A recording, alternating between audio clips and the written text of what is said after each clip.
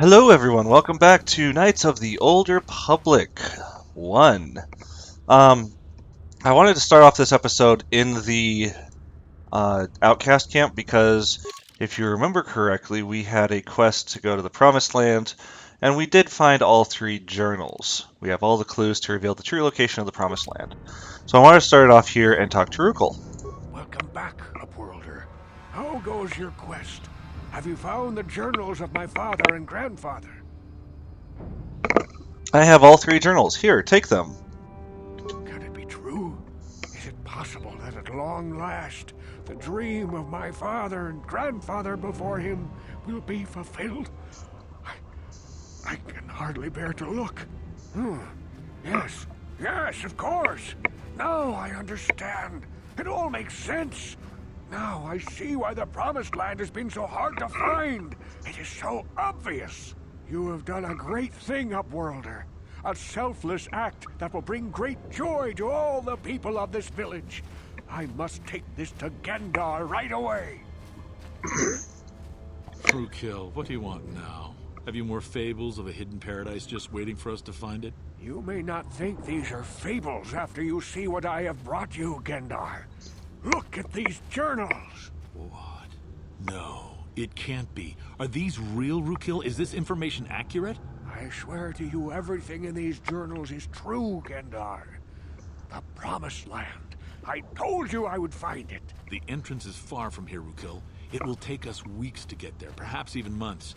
And we will have to cross many Rakghoul-infested areas. I do not deny the journey will be hard, Gendar. But surely it is better than the miserable life we have here. Wise words, Rukil. Our supplies are high right now. We could leave by nightfall. I will tell the others to prepare for the journey. Thank you once again, Upworlder. I will say a final goodbye. For where we are going, I fear you cannot come. The journey to the Promised Land is long and arduous. Well, goodbye, Rukel, and good luck. We must part ways here, Upworlder. I sense your destiny is yet to be chosen. But the destiny of my people is at the end of the long journey ahead of us. And there they go. They are on their way to the Promised Land. Will they make it? No idea. But we get some experience, some light side points. We lose those three journals, but that's okay. And now you will notice that here in the camp, there is nobody. It's completely deserted now. One thing I did want to mention on this video, we are now level 6, as you can see right here. That is where I'm going to wait. I think I've mentioned this before, but I'm not sure. I'm going to wait at level 6 until we actually get to become a Jedi. And then once we are a Jedi, then we will go forward with our plans to be awesome and stuff. Once again, do not talk to that guy. Do not try to fight him. His turrets will own your face. So, just don't do that. One thing that I want to note real quick is that I am not feeling terribly well today, so if I cough or make guttural sounds a little bit, it's only because I'm not feeling the greatest, could be feeling better, and stuff like that. So, that's the plan. Anyway, we are going to head back to the Hidden Beck Lookout. In the last episode, we got that prototype accelerator. And so we need to go now and save Bastila.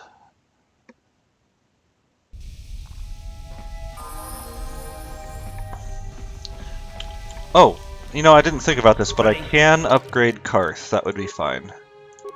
So, we'll give him another treat injury. We'll give him... Shoot, what can I give him? Here, how about this one? That one's fine. You can read through that if you want to pause the video. And we'll go from there. You have returned. You have the prototype swoop engine accelerator with you? I have it right here. I was beginning to wonder if you would make it. The race is tomorrow, and my mechanics need time to install the prototype into the swoop engine of our bike. Alright, now you'd better come through with your end of the deal, since I did my job. Don't worry. I'm a man of my word. I promised you could ride in the swoop race under the Hidden Beck banner, and I'm still going to let you do that. And I'm even going to go one better. I'm going to let you ride the swoop bike with the prototype accelerator installed on it. Without it, you You won't stand a chance. Gadden, you can't be serious. We need one of our best riders on that bike. We can't let some rookie take the prototype engine into the race.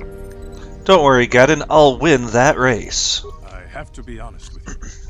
There's a reason I'm letting you take the prototype engine. The accelerator isn't stable. There's a good chance it could explode during the race. I can't ask one of my own riders to take the risk. They'll be running unmodified swoops in the race. You'll be the only one using the prototype. If you can complete the track before the accelerator overheats, then you'll win for the Bex. If you die, then one of my other riders could still come through for me. Alright, well, it sounds like you are... Actually, let's just say this. I'm ready to race. You can stay here tonight. The mechanics need time to install the accelerator on the engine, so you won't be able to practice your riding. But I've got good instincts, and you have the look of a racer about you. Just try to relax, and in the morning we'll take you to the swoop track. You spend a restless night in the Bex base. In the morning, one of the Bex, that guy, takes you to the swoop racing pits, where only racers and mechanics are allowed to go. There we go.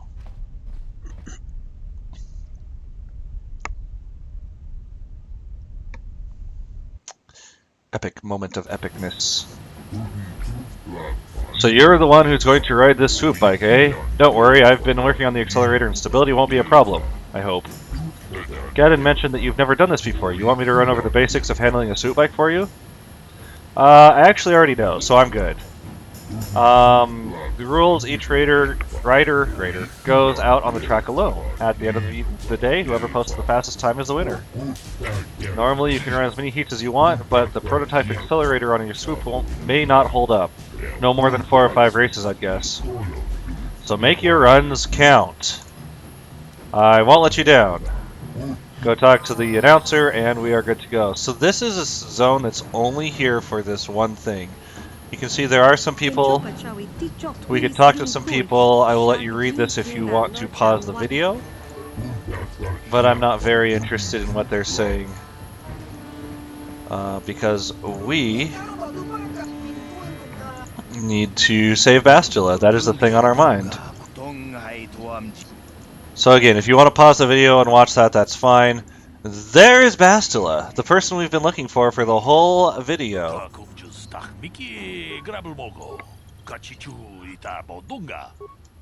So yeah. So let's run our first race. You're here to race, right? Okay, let's see. Your sponsor is the Hidden Bex. I always like them. I hope they can show these Volkers a thing or two, but I digress. You're registered now. Good luck, and try not to get yourself killed. Right, the time to beat is 38.43 seconds.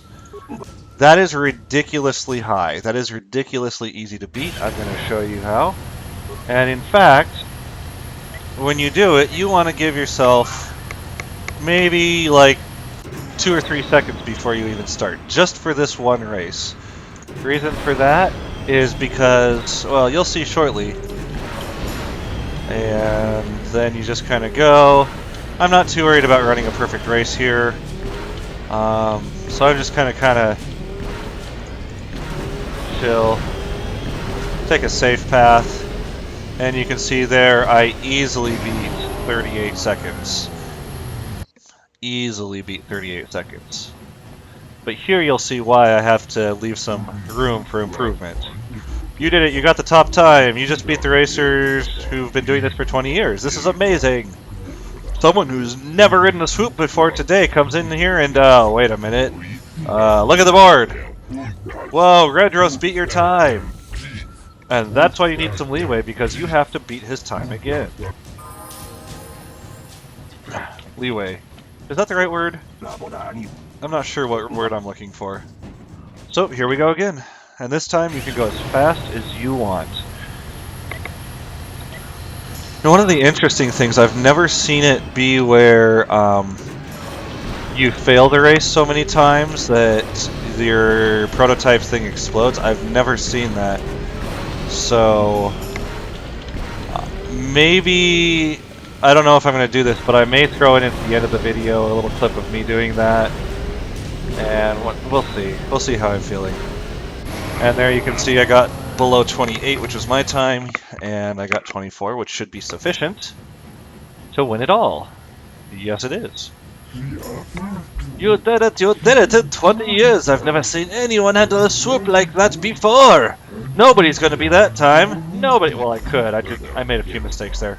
I guess Captain knew what he was doing when he picked you to ride for us. And the only thing to do is to wait for the time to become official and go collect your prize. Ladies and gentlemen, I present to you the winner of this year's swoop race. Put your hands together and show appreciation for one of the most daring riders this swoop track has ever seen. Through your skill and courage, you have proven yourself the premier swoop rider on Terrace and brought great glory to the Hidden Beck gang. Now, here to present the champion's prize, Brejik, leader of... Hear me! Okay. Before I present the so-called champion of the Becks with their prize, there is something you must know. The winning rider cheated. You better not be trying to cheat me, Brejik.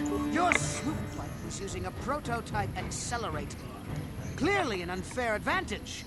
Because of this hidden Beck treachery, I'm withdrawing the Vulgar's share of the victory prize. You can't do this, Brejik. You know the rules. Nobody's allowed to withdraw a victory prize after the race. It goes against all our most sacred traditions. You fool! Your traditions are nothing to me. I am the wave of the future. Wave of the future. I want to withdraw the prize and sell this woman on the slave market myself. Nobody can stop me. Wave of the future. Wave of the future. Wave of the future. Wave of the future. Impossible. You were restrained by a neural disruptor. How could you have possibly summoned the will to free yourself? You underestimate the strength of a Jedi's mind, Brejik. A mistake you won't live to regret. Vulcus, to me! Kill this woman! Kill the swoop rider! Kill them all! It's the wave of the future. For those of you that have seen, I believe it's The Aviator, you will understand that reference. The wave of the future. Wave of the future. I'm gonna wave of the future your face. Ah, your face. It's wave of the future. Wave of the future.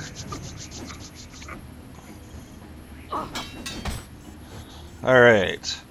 Unfortunately, in this fight, we do not have our allies who deal all the damage ever, but that's okay. And there he goes. And now we have time to loot all the things. This guy's got a double-bladed lightsaber, presumably Bastila's. He's got his belt, his armband, and his gloves. Let's take those. Some credits. Credits, repair kit, and concussion grenade. Now, I want to see about some of those things. He's got this armband. That's going to reduce all slashing damage by 5%. So that's pretty excellent. We've also got his belt, which is 5% against bludgeoning. And we've also got his gloves, which increases dexterity, but I don't really need that. By the way, why don't I have a thing equipped up here? Sure! Awareness is the one skill we have, so let's take that. And again, mind affecting is the immunity that we have, that's fine.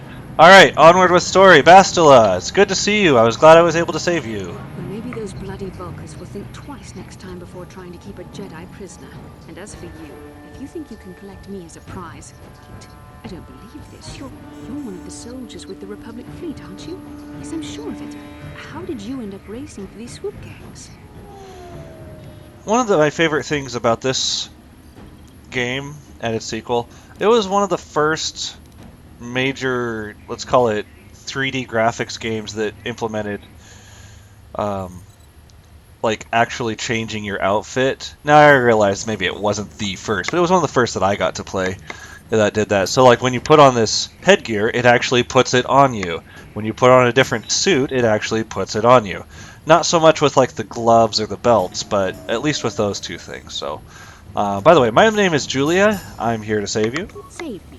Is that what you were trying to accomplish by riding in that swoop race? Well, as far as rescues go, this is a pretty poor example. In case you hadn't noticed, I managed to free myself from that neural restraint collar without your help.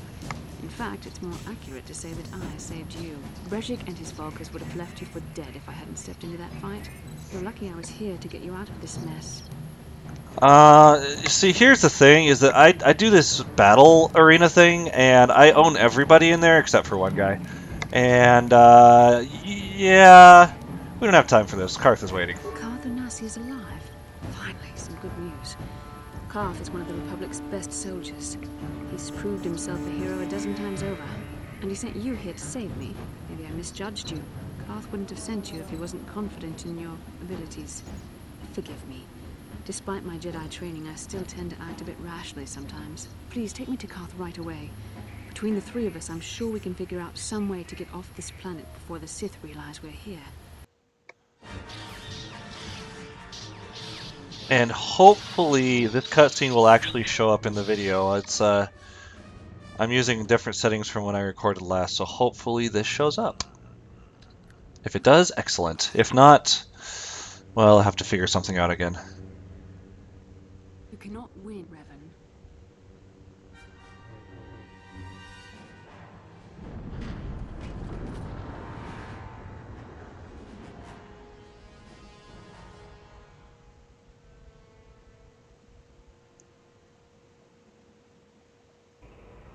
Bastila, you're alive! Finally, things are looking up. Now we just need to figure out a way to get off this planet. You mean you don't have a plan to get off Taurus yet? What have you been doing all this time? Well, we were trying to find you, if you remember. I see. Now that I'm back in charge of this mission, perhaps we can start doing things properly.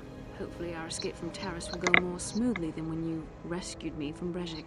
I know you're new at this, Bastila, but a leader doesn't berate her troops just because things aren't going as planned. Don't let your ego get in the way of the real issues here. That hardly strikes me as an appropriate way of addressing your commander, Karth. I am a member of the Jedi Order, and this is my mission. Don't forget that. My battle meditation ability has helped the Republic many times in this war, and it will serve us well here, I'm sure. Your talents might win us a few battles, but that doesn't make you a good leader. A good leader would at least listen to the advice of those who have seen more combat than she ever will. Well, both of you should probably settle down, because this isn't helping very much, I'll be honest. Yes, you're right, of course. I apologize, Karth. This has been a difficult time for me. Of course, I'm happy to listen to your advice. What do you suggest we do?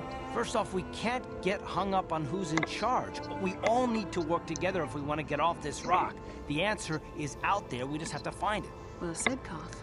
And the sooner we start looking, the better. I've already been a prisoner of the Vulkars, and I don't plan on being captured by the Sith. Okay, so what now? I think we'll need some help getting off Taurus. Maybe if we ask around, one of the locals can help us out. We should probably start by asking around in the cantinas. Is something wrong? You seem as if something's troubling you. Well, something weird happened when we first met. It was something like a vision. A vision? A vision of what? Of you fighting a dark Jedi. Revan, I guess. That's strange. Such visions are often a sign of Force sensitivity. Are you saying that I can use the Force? I'm not sure. It may be that you have some connection to the Force. It would not be unheard of. When we first met, your natural talent may have fed off my own Force abilities. It is possible that in the excitement of the battle's aftermath, the Force allowed you to witness one of my more intense memories. So, does this mean I get to be a Jedi? The Force is complicated. Even I, with all my training, cannot fully understand it yet. This is a matter best left to the wise masters of the Jedi Council. Once we escape Taurus, we can seek the guidance of the Council if you wish. They will understand the significance of your vision, if there is any. However, I think it would be best if we all stayed focused on the task at hand right now. We can't afford any distractions. We need to find a way off Taurus. Alright, so that's the plan. It looks like our little crew is growing. We've now got 1, 2, 3, 4 members besides me. See if there's anything in this locker. Nope.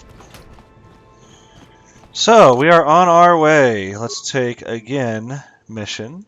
And I'm going to take Bastila. There's a fun conversation between the two of them, if they're your party members, that I'd like to trigger at some point this game. You there, human. You are the rider who won the great swoop race in the lower city, yes? That's right. I have a message from Canderous Ordo. He says to meet him in the cantina. Why does he want to meet me? Canderous didn't say why he wanted to meet you. He only said he has an offer you couldn't refuse. Given his connections, you can see why it would be foolish to ignore his request. Alright, I'll go meet him in the cantina. A wise choice, human. I would advise you not to wait too long. Mandalorians are known for many things, but patience is not one of them. although it says that you should hurry over there, that is not necessarily true. It does not make much of a difference how long you take to get over there. But first, Yes? I have some stuff that I need to I'm do. here. Like, grab this footlocker. Credits, parts, and computer spikes. I'm here. Now here's the beautiful thing about having Bastila. Let's go ahead and level her up. Her most valuable is actually dexterity. I'm gonna add one there, actually. Because the charisma is going to make it so that she is better at doing certain things. Let's see. Do we have any class skills that would be useful to us? Not really. But the most important thing that she has is speed boost. Burst of speed. That's going to make the game go so much faster. Oh my word, I've been waiting for that. Now the other thing that she can do is she can fear a dude. Which will, or she can force push a dude. We'll save the fear for later. But that will, actually no, let's get the fear. That's gonna then trigger, where's fear? There's fear. If she uses fear on an enemy and she can successfully get the attempt off, because there's a check that you have to see if you are successful with it. But if she can get that off, then she will make it so that anytime mission deals damage, it's increased, as I showed you guys in a previous video. So, for a while, we are going to run around with Bastila, because like I said, speed boost makes the game more fun. You may notice the screen seems fuzzy while I'm running. That is entirely because of the speed boost effect. I'm here. I'm here. This guy is just here to say, please don't hurt me. And similarly... Oh, did we not open any door over here? Huh? I'm here. Yes? Yeah? Oops. Simple. What can I do? Similarly, this person just says, don't hurt me, take what you want. Stuff. I've talked to you already. Oh, hello, Dia. You're back. Did you manage to get Holden to withdraw the price on my head? I sure did. He called the bounty off? That's wonderful. I only wish I had something to give you as a reward. Wait a minute, I know. I don't have many credits, but there is something I can give you. It's a family heirloom. It's not much, but it's something. Alright, well thank you, that will be fine. This would give you more light side, but we will get plenty through the I can never game. truly repay you for helping me, but you'll always have my thanks for what you did. She gave us... I don't know what she gave us. Surely it wasn't that shock stick. I'm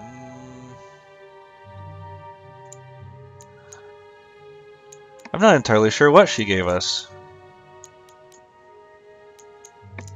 There's a lot of stuff in here, but I don't see... we got 2 pass cards. Not a clue. Oh well. Let's grab this.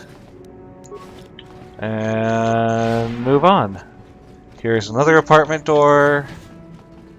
That is back into the hideout, so we don't need that. Alright, online to a story. Maybe.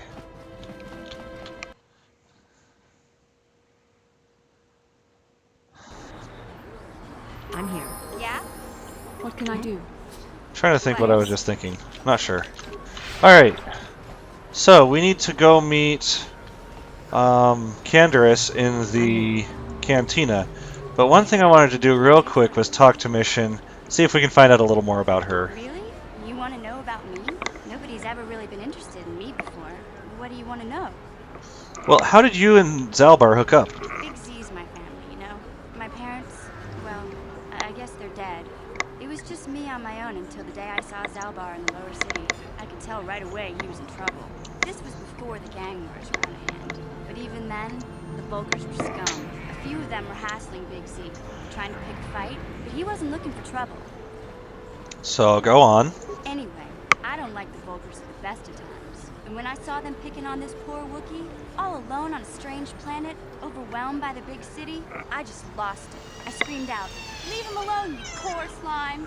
and charged right at them.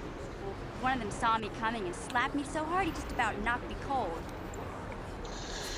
Well, you're lucky he didn't fry you with a blaster. Hey, I don't need a lecture from you. You ain't my mother. I knew what I was doing. Those Vulgars didn't scare me. They're nothing but cowards. I knew how to deal with them. Of course, I never got the chance. I guess Zalbar didn't like seeing me get smacked around. He let out this howl and yanked that Vulgar a meter up off the ground and held him there by his throat. Did Zalbar kill him? Are you kidding? Big Z ain't like that. He's just a big old softy inside. Of course, the Vulgars didn't know that. The other two screamed and ran off. Can't say I blame them. The first time you see an angry Wookiee up close, it isn't a pretty sight. I thought Zalbar was gonna rip that punk's arms off and beat him to death with his own fists. The Vulgar was so scared, he fainted. Or maybe it was Big Z's breath just knocked him out. I keep telling Zalbar to brush those choppers of his, but he never listens. Just stay upwind when he's speaking, you'll be fine. Anyway, I knew those Vulgars would be back with friends, so I grabbed Zalbar and we took off. Ever since then, we've been a team. We look out for each other, you know? How did he end up on Terrace? He was fleeing some kind of trouble back on Kashyyyk. That's all I know, really. Big Z doesn't like to talk about it. In case you didn't notice, he's the strong, silent type. Doesn't much matter to me, though. I accept him for what he is, not what he was. Me and Zalbar like to live in the present. Well, how did you survive before you met him? Hey, what's that supposed to mean? You think I can't take care of myself? I've got street smarts. I know how to get by on my own. In fact, I look out for Zalbar more than he looks out for me, you know? Big Z's a little bit too gullible to make it alone on the mean streets of the lower city. How did he end? Well, we already asked that. So we should get back to the task at hand. You're right. Like I used to tell my brother, fast talk and slick words don't get the job done. I didn't know you had a brother. My brother's a touchy subject, you know? It just so happens I don't really feel like talking about him right now. Nothing personal. Let's just get back to the business at hand, okay? Alright, a little bit of backstory from Mission. There is a side quest that we trigger through doing a bunch of dialogue with her, but that's okay.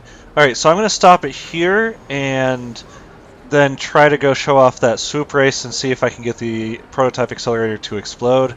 Something I've never done, but then try to show that to you guys as well. If you've enjoyed this video, please hit that like button so that I can know that you enjoyed it. It lets me know that I'm doing a good job. If you have not done so, consider subscribing. That lets you know when I've put out more videos so that you can keep enjoying the fun. Alright guys, see you next time.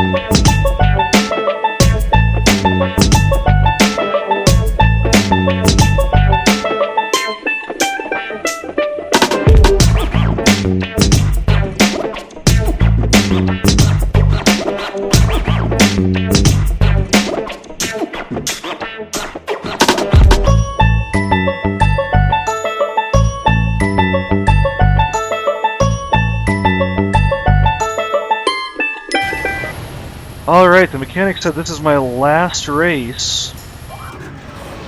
Let me tell you something. you have to really, really want to lose to fail at this. The very act of shifting into second gear is basically enough to win. Right now I'm just staying in first because I want to see what happens if I suck. So, but yeah, after the first few races, as long as you beat that 38-second time, it will give you the win, which is a little fruity. But yeah, like you have to really, really, really be bad, as you can see here.